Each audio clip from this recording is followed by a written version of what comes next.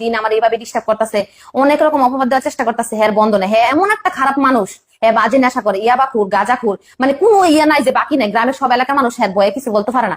এমন অনেক মেয়ের নষ্ট করছে। আমাদের এই হিন্দু সমাজে একটা মেয়ে আছে ঝুমু, এই হ্যাঁ বাবার নাম বাদল, এই মেয়েটার এইভাবে উত্তক্ত করছে। আরো আছে অনেকগুলা মেয়ে, হ্যাঁ এইভাবে ডিস্টার্ব করে গ্রাম সারা করছে, অনেকে গেছে ইন্ডিয়া, এভাবে হ্যাঁ বয়স কমে 60, হ্যাঁ বিয়ে করে না, এই মেয়েদেরকে নষ্ট করার দান্দা হ্যাঁ এসব করে, হ্যাঁ এত খারাপ মানুষ, দুষ্টরিত্র, মানে বলার মতো না। কারণ আমরা বিচার চাই, এটার বিচার কি হ্যাঁ কঠিন বিচার হইতে হবে। এরপরে যদি কোনো কিছু ক্ষতি হয়, আমার ফুলারে কাছে কিডন্যাপ করে নিবো, আমার বাইরের কাছে ফোন দে আমার কিডন্যাপ করবো, আমার পার্লার ভাঙবো, আমার বাড়ি ভাঙবো, সবকিছু করবো। যদি এরপরে কোনো কিছু হয়, এর লেগে দাঁড়িয়ে থাকবো জয়নাল মোল্লা, বিএনপির নেতা জয়নাল মোল্লা, আর কেউ না। এর পিছিয়ে আরো অনেক মানুষ আছে, হ্যারই নাম কইলাম কারণ হেরা সরাসরি আসে নাই, হে আসছে তার লেগে হ্যার নাম বলছি।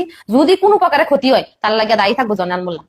আসসালামু আলাইকুম। কুমিল্লার মুরাদনগরে বাবার বাড়িতে বেড়াতে আসা একজন হিন্দু সম্প্রদায়ের নারীকে ঘরের দরজা ভেঙে ধর্ষণ করেছেন স্থানীয় বিএনপি নেতা। সুপ্রিয় দর্শক, ভুক্তভোগী এই নারীর মুখ থেকে আপনাদের সম্পূর্ণ বক্তব্যটি শোনাবো। আপনারা দেখতে পেয়েছেন যখন বিষয়টি ছড়িয়ে পড়েছে তখন বিএনপির নেতাকর্মীরা তারা অস্বীকার করছেন এবং বলছেন তিনি নাকি আওয়ামী লীগের নেতা ছিলেন। অথচ সেই ভুক্তভোগী নারী যাকে ধর্ষণ করেছে এই বিএনপি নেতা, তিনি নিজ মুখে বলছেন যে সে বিএনপি করে। আপনাদেরকে আমি তার মুখ থেকেই শোনাবো। তার আগে আপনাদেরকে কয়েকটি বিষয় নিয়ে, গুরুত্বপূর্ণ কয়েকটি বিষয় আপনাদেরকে দেখাতে চাই। আপনারা ইতিমধ্যে দেখতে পেয়েছেন ঢাকা বিশ্ববিদ্যালয় সহ বিভিন্ন বিশ্ববিদ্যালয়ের ছাত্র সমাজ কিন্তু গত রাতেই তারা কিন্তু প্রতিবাদ জানিয়েছেন এবং বিএনপি যে এই ধরনের কার্যক্রম তাদের কাছে ভাত মাছ হয়ে গিয়েছে, মানে আওয়ামী লীগের মতন কার্যক্রম তারা করতেছে। আজকে সকালের একটি নিউজ, অবাক হয়ে যেতে হয় যে আজকে সকালের একটি নিউজ আপনারা দেখেন যে কি অবস্থা। ছাত্রদলের নেতারা এত বড় বড় কথা বলে এবং সবসময় আমরা দেখি যে বাংলাদেশের সবথেকে একটি আদর্শবান ছাত্র সংগঠন ইসলামী ছাত্র শিবিরের বিরুদ্ধে তারা কথা বলে যে শিবির নাকি আন করেছে ত্যান করেছে, তারা 1971 সালে ধর্ষণ করেছে, বিভিন্ন কথা বলে। আর তাদের নেতাকর্মীরা প্রতিনিয়ত কি করে যাচ্ছে, অপকর্ম করে যাচ্ছে। আপনি একটু লক্ষ্য করেন। আমার দেশ পত্রিকার নিউজ, আজকে সকালের নিউজ, মানে কিছুক্ষণ আগে আমি পেয়েছি, ছাত্রদল নেতার নেতৃত্বে ইয়াবা লুট, ভাগ নিলেন বিএনপি ও ছাত্রদলের 23 নেতা।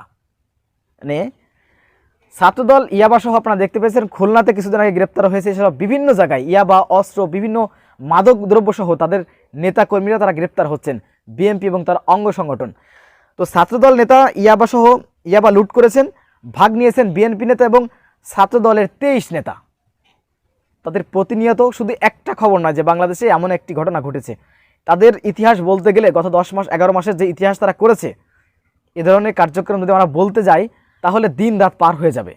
আপনারা একটু লক্ষ্য করেন, আপনাদেরকে স্ক্রিনে একটি পিক দেওয়া হলো যেখানে বিভিন্ন পত্রিকার কাটিং, যুগান্তর সহ কালের কণ্ঠ, বিভিন্ন পত্রিকার কাটিং আপনারা একটু লক্ষ্য করেন, স্ক্রিনে দেওয়া হয়েছে যেখানে ধর্ষণ করেছে গত 10 মাসে বিএনপি এবং তার অঙ্গ সংগঠনের লোকেরা।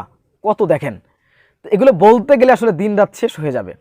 তো সুপ্রিয় দর্শক, সেই হিন্দু নারীর মুখ থেকে আমরা বিস্তারিত জেনে আসব যে কিভাবে তার সাথে কি করা হয়েছে এবং তিনি এর আগেও এমন অপকর্ম করেছেন। আমরা সে আমাদের একটা জামালা নিয়ে ওর কাছে আমরা গেছি, জয়নাল মোল্লার কাছে।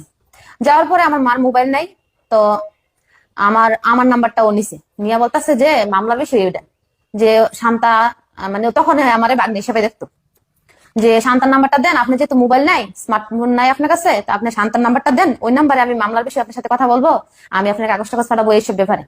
তখন আস্তে আস্তে আমার লোক ফেসবুকে অ্যাড হয়েছে, আমার বড় ভাই বর্দা, ও আমার না করছে যে ওর সাথে কি লেগে অ্যাড হয়েছো তুমি, আমার অনেকেই আর বলছে। তা আমি বলছি যে জামালাটার বিষয়ে ওর লোকে অ্যাড হয়েছি, অন্য কিছুই না। তখন আমি বিশ্বাস করছি না ও যে এত খারাপ, আমার ভাই তখন আমার সাবধান করছে। তখন আস্তে ধীরে ও আমার মেসেজ লেখে, এটা অনেক কিছু লেখে, ছবি দেয়, এটা আমি তখনও গুরুত্ব পাবে নিছি না। আমি আমার মারে কই যে মা এগুলা কি, এবার তো আমার ছবি দেয়, এটা অনেক মেসেজ করে, সুন্দর সুন্দর মেসেজ লেখে। তখন ও মা বলতেছে আমার একদিন যে হ্যাঁ কিন্তু বা খারাপ লোক, হ্যাঁ থেকে তুমি আস্তে আস্তে সরে দাও, মেসেজও করো না, তো এত ফোনও দিও না, হ্যাঁ খারাপ মানুষ। যে আমি বলতেছি যে মা আমি যদি হ্যাঁ আমি বলি যে আপনার সাথে আমি কথা বলবো না, এগুলো দিয়ে দেন না বললেও হ্যাঁ আমার গালিগালাজ করে, ও মানে নোংরা কথা বলে বাড়িতে এসে হাজির হয়ে যাবে। তুমি তো দেখো এটা না একটা বাহানা দিয়ে আমরা বাড়িতে এসে পড়ি, তুমি তো জানো না। তো মা বলতেছে ঠিক আছে এখন ধৈর্য ধর, এখন কিছু বলিস না, তে খারাপ লোক, আমি তো তোর আগেই বলছিলাম।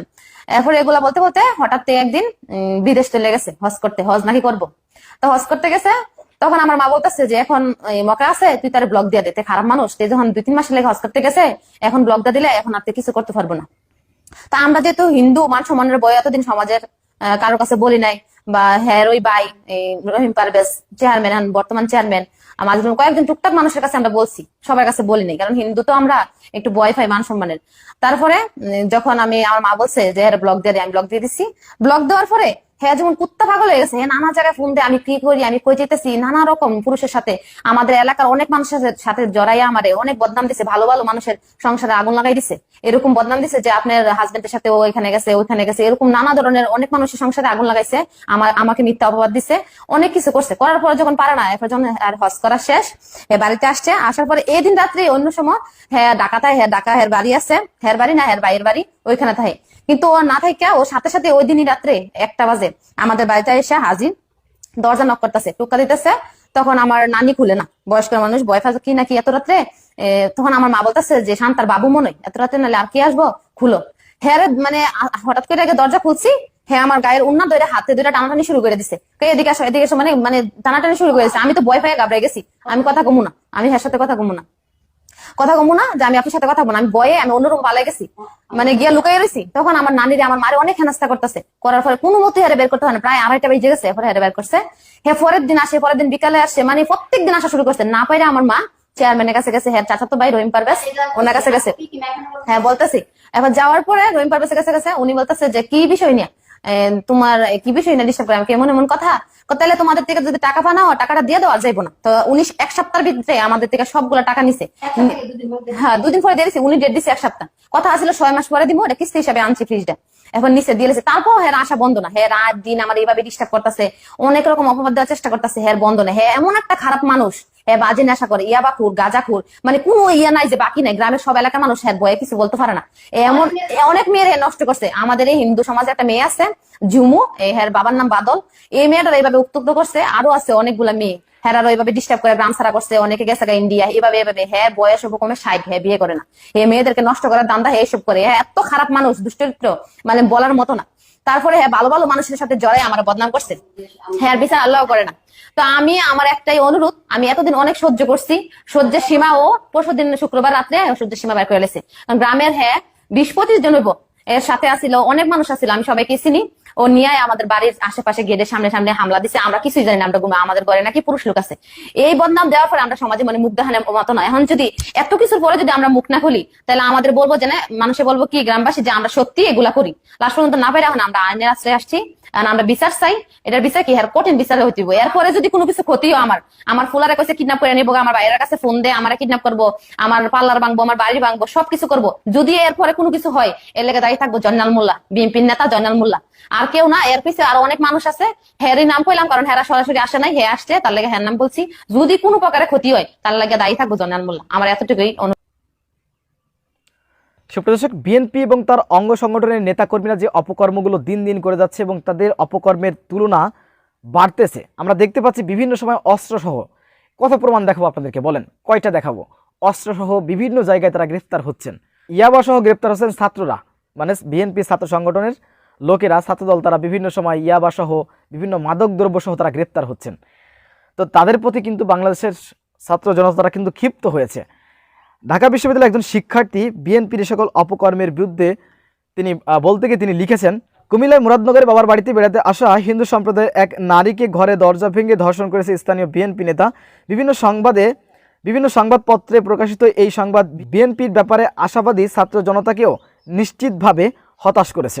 5ই আগস্টের পর বিএনপি ছাত্রদল ও যুবদলের পক্ষ থেকে নতুন বাংলাদেশে আওয়ামী অ্যাপ্রোচ এর পুনরাবৃত্তি কোনোভাবে গ্রহণযোগ্য নয়। গত কয়েক মাসে তাদের বিরুদ্ধে ধর্ষণের অগণিত অভিযোগ মিডিয়াতে এসেছে, যা এদেশের সাধারণ মানুষকে গভীরভাবে শঙ্কিত করেছে। দিন শেষে ধারাবাহিক এমন ঘৃণিত কর্মকাণ্ড নিয়ন্ত্রণের ব্যর্থতার পরিচয় দিলে নিঃসন্দেহ দলটির কঠিন পরিণতির মুখোমুখি হতে হবে। দেখেন, আপনারা দেখতে পেয়েছেন যে এর প্রতিবাদে, এই ধর্ষণের প্রতিবাদে ঢাকা বিশ্ববিদ্যালয়, জগন্নাথ বিশ্ববিদ্যালয় সহ বাংলাদেশের কয়েকটি বিশ্ববিদ্যালয় থেকে সেই রাতেই এর প্রতিবাদ জানানো হয়েছে, ছাত্র সমাজ সোচ্চার হয়েছে, এছাড়াও বিভিন্ন মহল থেকে কিন্তু এর তীব্র নিন্দা এবং প্রতিবাদ জানানো হয়েছে। এবং বাংলাদেশের মানুষ কিন্তু এখন এই হিন্দু নারীর পিছনে গিয়েছেন এবং যে ধর্ষক তার শাস্তির দাবি করতেছে। যদিও বিএনপি নেতা অর্থাৎ সেই স্থানীয় চেয়ারম্যান তিনি বলছেন যে আমি একজন চেয়ারম্যান, আমার কাছে বিভিন্ন ধরনের লোকজন আসতে পারেন, এবং সেই ধর্ষককে বলতেছে সে আওয়ামী লীগের লোক, এমনটাই তারা বলতেছেন। কিন্তু সেই ভুক্তভোগী নারী কিন্তু বলেছেন যে সে বিএনপির লোক। তো সুপ্রিয় দর্শক, বিষয়গুলো আপনারা কীভাবে দেখছেন অবশ্যই আপনাদের মূল্যবান মন্তব্য কমেন্ট বক্সে জানাবেন। সবসময় সত্য নির্ভেজাল তথ্য পেতে স্বাধীন বাংলা টিভি ইউটিউব চ্যানেলটি সাবস্ক্রাইব করে আমাদের সাথে থাকুন। আসসালামু আলাইকুম রহমতুল্লাহি ওয়া বারাকাতুহু।